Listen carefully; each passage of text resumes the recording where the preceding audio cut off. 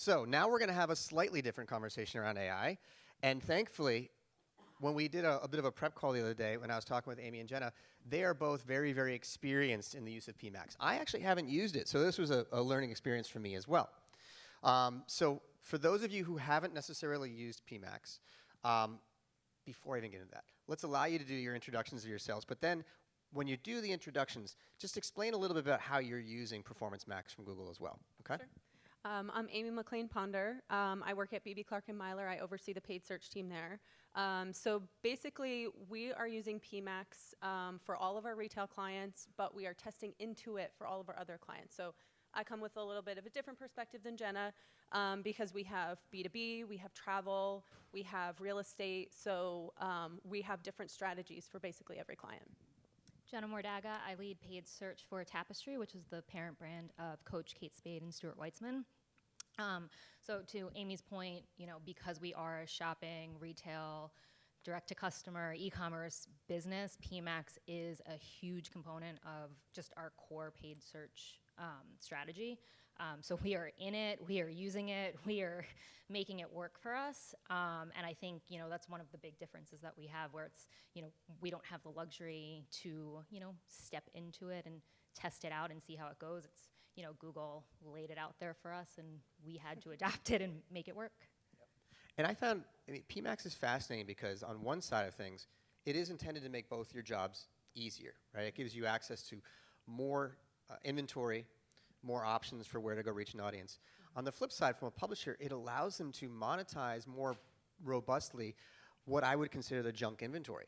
It's the inventory that typically they can't sell to somebody, and they just throw it into the mix and put it out, and they make a nice smoothie out of it, and then you get some performance.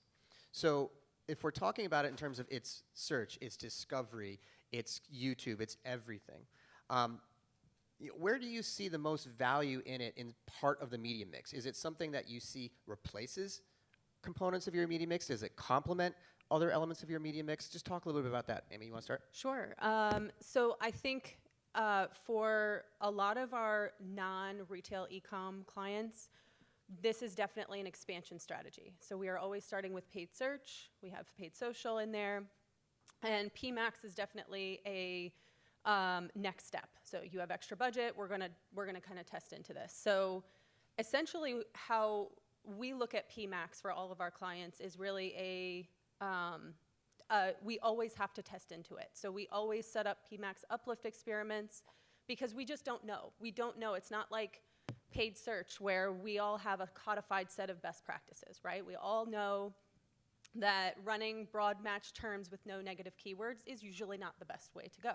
But PMax, it can be different for every single client. It could not work at all, and it could be an incredibly productive campaign where it could replace the brand campaign. So that's kind of a testing framework is essential. We don't ever just launch PMax and hope for the best and cross our fingers and pretend that the PMax conversion's coming through or all of the conversions, and it's not taking over some of our brand or non-brand campaigns or YouTube campaigns or anything. So it's a very codified set of practices. And to your point with the crap traffic, smart bidding even has crap traffic, right? So we're used to that. We are used to seeing search queries that have had one impression and one click, and they're a big, long query, and it was a $147 cost per click because Google is shoving those in under the radar because you're not buying on a cost per click, right? You're buying on, you've set a CPA or a ROAS, and Google's gonna go get that no matter what. It's gonna, put in that really crap traffic in there, but it's still gonna get you your $300 cost per acquisition. Yeah, for us, because of the shopping aspect of it, we're really tight on our ROAS goals. That is the majority, and we're talking like 90% of the traffic that we get from PMax campaigns is all shopping ads. We have seen it in other places in the wild, and to be totally honest, we're not really at a spot yet where we're testing into can it replace parts of YouTube or other display ads that aren't from our feeds. I think that's one of the big things that we're talking about for FY25, which for us actually starts very soon. So that is one of our big testing opportunities of like how can we really go full on into assets for the PMax campaigns, which we're not super diligent about, swapping out images or creating anything for these campaigns specifically. So that'll be a big testing strategy for us. In our prep call, what was interesting is when you were talking about Jenna, you said that you have to use this. It's something that is kind of thrust upon you. You must use it. Explain why. Who said that? I mean, nobody said that specifically, but that was the sentiment that we got. For us, because it was replacing shopping campaigns, it's either now standard shopping or PMax. We did have that really nice golden age of smart shopping for a while that worked really well for us. And we've done testing where PMax does outperform standard, so we know that it does perform for us. The ROAS is better. There's more sales behind it. So it's either, wrap your hands around it and use it, or, stick with standard, even though it doesn't work as well. And even just as a follow-up to that, when you were thrust into having to use it, how long did it take before you really felt comfortable with it as a tool? I don't know if we're still entirely comfortable with it. I think there is still a lot of bugs, a lot of hiccups that we've encountered with our PMax campaigns. One of the big issues for us as a brand, and I think just as performance marketers too, is that we like to make adjustments. We want to make optimizations. We're not willing to just let campaigns run and kind of do their thing and then see what they do 2 weeks later. That's just not the reality for most of us. So I think when we get in there and we want to tinker around and Google's like, you shouldn't, or you can't, or you broke the PMax campaign because you made too many bid changes. That's not great for us. We don't want to hear that, and we don't want to have our hands tied by something like that. Mm-hmm. And Amy, when we talked about it originally too, the interesting that came out right away, and you just mentioned it a second ago too, is cannibalization. Right? Does it cannibalize what you're already doing with paid search or other channels within Google's ecosystem? So we found it to be different for every client. So, and that even goes across clients in the same vertical as well. So B2B leads, that's a really tough one, right? That one, not every client is on PMax.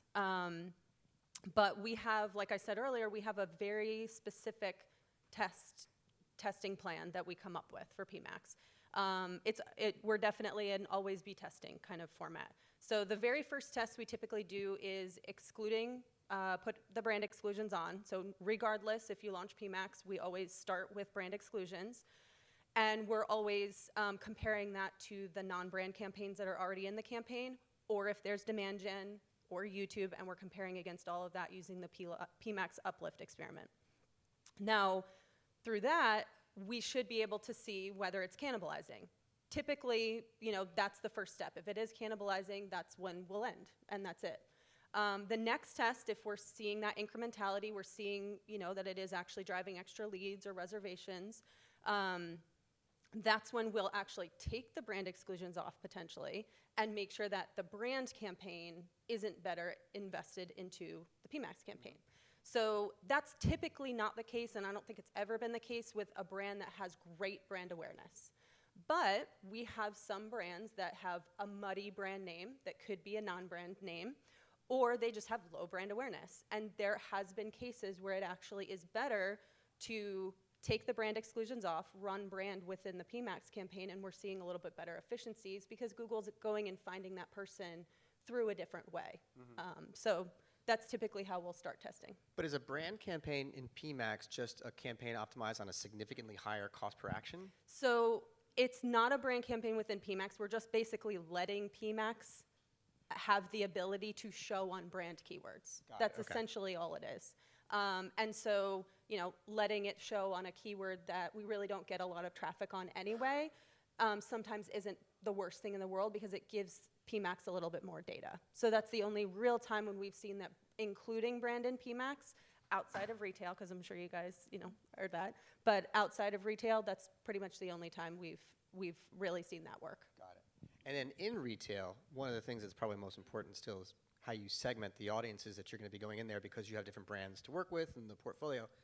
So how do you handle segmentation in a platform like that? Yeah, so we've done several tests with segmentation. Google's first recommendation is just throw everything in there, let it run, set your bid strategies. Sure. Yeah, okay, yeah, get real. The jambalaya of Sure. technology. So we tested that. It did fine. PMax was fine. Then we tested, forcing keywords with keyword segmentation and negatives, so brand and generic, because that, obviously is just standard for search. So we've tested that. We've tested in our product feeds, margin, bestsellers, zombie SKUs. We've tested breaking out different asset groups for products. So we've done a lot with just testing different segments that we find, and seeing what works the best for each brand, because they are a little bit different. So we've seen some success on Coach with their segmentation. We've seen a different success on Kate Spade with the segmentation they have set up. So it's always just figuring out what little tweak we want to make next. And then from an audience perspective, we have a ton of first-party data, of course, from purchasers, people who have signed up for emails, things like that. And we make sure all of those audiences are loaded into our Google Ads campaigns and accounts, just to give PMax the best chance that it has with identifying and optimizing to those audiences or people that we identify as lookalikes, things like that. Yeah. And on their site, PMax says that it requires a 6-week ramp-up time to be able to hit the algorithm's efficiencies. But neither one of you waits 6 weeks, right? You're giving it a week or two to see what kind of performance it does. At that point, how often are you going in and either reviewing the data and or making the changes? Because to your point, you can't over-optimize it. It's supposed to be able to do its own thing, but you can't sit by and just hope that it happens, right? Yeah, and I think it depends on the budget too, right? If you're giving PMax a huge budget to start with, you can probably have a little bit less time, but PMax does still take a little time to find the right customer. So you can give it all the signals you want. You can create all the asset groups with all the signals and the creative and everything, but launching a brand new PMax campaign is probably going to take more than a week. It's probably 6 weeks might be a little high on the high end, but we will still make sure that we give it, set client expectations, of the 2 to 4 weeks, depending on that. And then we'll start to kind of see the light through the clouds and start to actually see whether it's working or not. Yeah, and for us, it really depends on the budget, the brand. On bigger brands like Coach and Kate, we can see results in a week. Stuart Weitzman, we just actually launched a PMax test against an existing standard shopping campaign, and I think it's been running for maybe, I don't know, Sophie, she's my SW girl. She probably knows better than I do, but a few weeks, and we're just starting to really see it ramp up, and now we can start looking at the data as a viable test option. And then for campaign optimizations, like I said, we always want to be in there tweaking, and it's definitely been a challenge to kind of pull ourselves away from that mindset. So we're definitely not giving a week or 2 weeks, but every couple of days we're checking in and seeing what tweaks we can make to budget or ROAS goals, and going in there and then making adjustments from there. Yeah, and I think that's one big thing too, is that not touching it. It's really hard to not touch something within the testing period. So kind of letting it run, letting it sit with the creative that's in there, all of that. That's really important because, to your earlier point, Jenna, as soon as you make one change, it goes back into the learning period again. Right. So. And we're dancing around best practices. We'll actually get to a legit question on that in a second. But I want to talk about a question that just came out of what you were saying, which is for products that are well known, you can probably ramp that up faster. What about launching a new product? What about launching a new brand? Was Performance Max something that you think is viable to do that with? Or is it something that is better suited for a brand that people actually have some awareness of? So that's actually a really good question because we've posed that to Google ourselves. Obviously, Coach, Kate Spade, They and just Stuart said, yes, we can Weitzman do that. Are very well-established brands, but we have new product launches all of the time, and there are some major campaigns that we have around different product lines, and we haven't really gotten a great answer. The answer is always, just put it in the feed. PMax will pick it up. They'll optimize to what's performing best. I'm like, that's great. Sounds easy. So we've also been playing around with segmentation around that. Do we start off with its own campaign with an asset group and the product feed segmented so that we're only running these new products to give them some time to ramp up, and then reintroduce them back into our main feed and see how it goes. So we've done a little bit of testing there, and I think what we found is that the separate campaign does help for the beginning. What about creative? You mentioned creative. As a best practice, if you're going to have that much inventory to work with across so many different components of their ecosystem, how much creative do you have to load in there and give it to work with?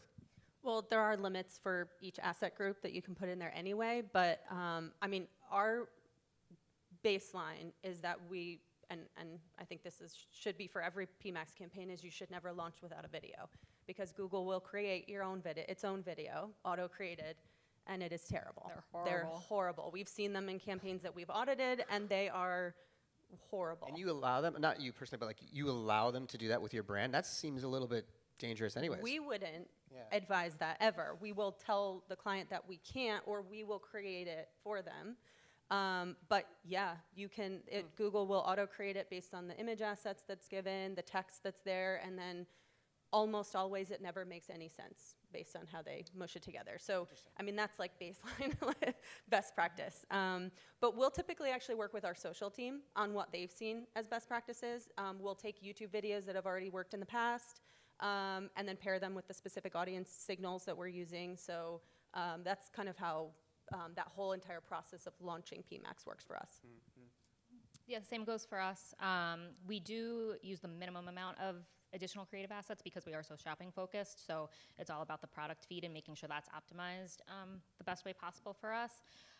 But we do align to, seasonal calendars, the social team, and the assets they already have built, what we have for YouTube, and just making sure that there is something there loaded so that Google's not using those auto-generated assets. Yeah, and tied to that, because we talked earlier about how Mitsubishi actually tied their marketing into inventory management. For retail, can you launch campaigns if you've got excess inventory that you need to get rid of and depend on that for PMax to help you sell it? Yes, we do use inventory rules as something that powers our product feed, but that's actually a good idea for excess inventory. All right. So Like I if you write said, that one all down. lead gen is available here today. Yes. So it's not something that we typically do, but from an inventory, just like rule perspective, it's definitely possible. We do make sure that we have the zombie SKUs, like that's a big segment for us that we run to Can you get. just explain quickly for everybody what that is? Sure. Zombie SKUs are SKUs that have gotten 0 clicks and I think impressions too, that we segment out automatically in our product feed, and then they get their own asset group and then run separately, so that once they get some clicks, then they'll go back into our original product feed. I think we're opening up the floor for a couple of questions. Yes, Anybody we has are. any? Anyone have any questions for these guys? Yeah, behind you, yep. Lisa's getting her steps in. Yes, I am. This is like probably one of the more applicable groups to ask questions of, so please dive in. Mike Nunez, Ally. I'm just curious, with PMax, obviously, some walled gardens aspects, and like, do you guys utilize MTA, especially when it comes to YouTube aspect, how that doesn't necessarily play well within MTA? So if you do utilize MTA readouts, how did you kind of navigate that struggle of not having that baked into it? I mean, it could be an easy no answer, but I mean, if you use MTA. That's a great question. Because we are so shopping ad focused, it's very minimal impact that we assume, but it's not baked into our MTA to consider the fact that YouTube or some other display type is within PMax. But again, because we are like 90% shopping impressions, it's not really an issue for us. Yeah, and I mean, to your point, it's such a black box, right? And like, we're only just starting to get scripts and things like that to actually see how the data is segmenting. So I think we're still in the infancy, but we have a great analytics team, and so they are hard at work, and we have an MTA already set up, so that is something that we're working on. Back here. Is there a question over there on the far right? Check, check. Hey there, Mike Lombard from LL Bean. I'm curious about the non-shopping inventory and the experience you've had there. We've also seen really great performance on the feed-based shopping side, and it is the majority. However, we were seeing really bad matching on the PMax text assets, so we ultimately turned off all those other asset types for the time being. Google's supposed to let us know when they've got that worked out. Still waiting. But someone searches for a kayak and it returns a text ad for women's clothing, and we're paying 5 to 10 times more. So. Curious what your thoughts are there, if you've had similar experiences, and if you guys have done any sort of hacking of the product as well. We haven't. The biggest issue I would say with text is we have such good text coverage that we don't actually give PMax a ton of room to play there. We've had issues with out-of-stock products popping up in text ads, which we've gone through a super manual process of trying to exclude those because it's not from the feed, they're scraping the site.